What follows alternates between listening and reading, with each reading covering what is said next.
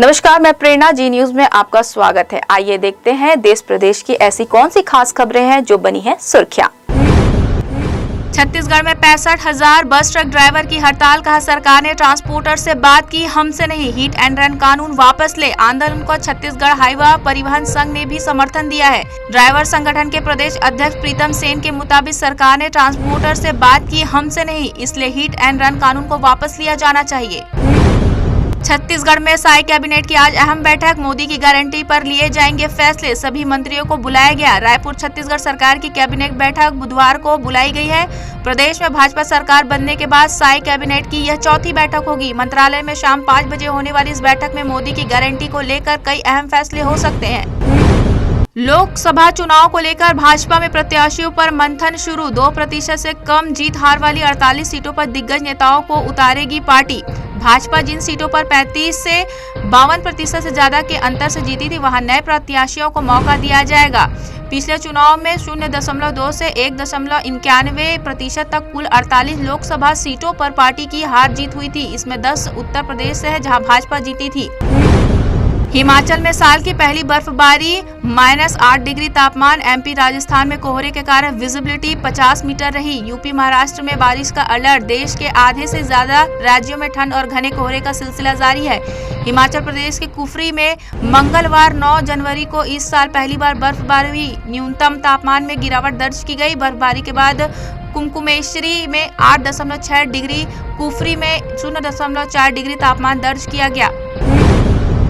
मुकेश अंबानी बोले, मोदी है तो मुमकिन है। वाइब्रेट गुजरात समिट में कहा, वे विजन बनाते हैं और उस पर अमल करते हैं। प्रधानमंत्री नरेंद्र मोदी ने गांधीनगर में वाइब्रेंट गुजरात समिट के 10वें एडिशन का उद्घाटन किया। यूएई के प्रेसिडेंट मोहम्मद बिन जायद, कई अन्य वर्ल्ड लीडर्स और इंडस्ट्री लीडर के साथ चीफ गेस्ट के रूप में इस कार्यक्रम में शामिल है। वहीं मुकेश अंबानी, पंकज पटेल, गौतम अडानी और लक्ष्मी मित्तल समेत देश विदेश के दिग्गज कारोबारी समिट में मौजूद रहे।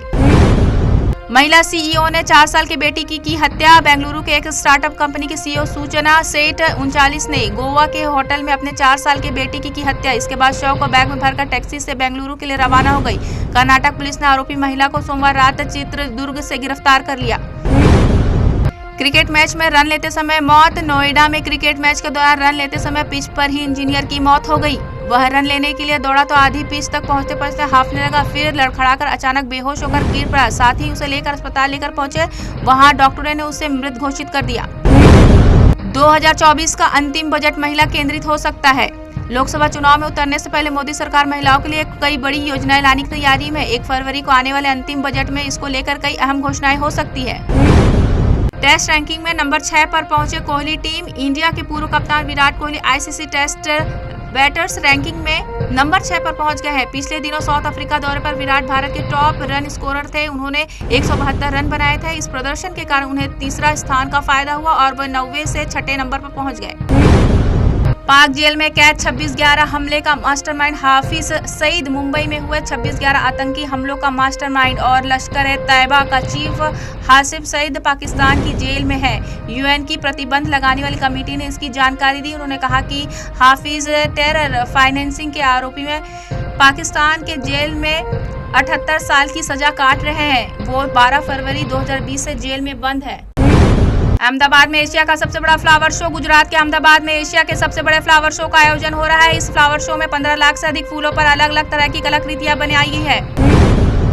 शेयर बाजार की फ्लैट शुरुआत। शेयर बाजार में आज यानी बुधवार 10 जनवरी को फ्लैट कारोबार देखने को मिल रहा है। सेंसेक्स 3 अंक की गिरावट के साथ 71,383 के स्तर पर ओपन हुआ। वहीं निफ्टी में भी 15 अंक की गिरावट है। यह 21,529 के स्तर पर ओपन हुआ। शुरुआती कारोबार के दौरान सेंसेक्स 30 शेयरों में से 19 में तेजी और 11 में गिरावट देखने को मिल रही है।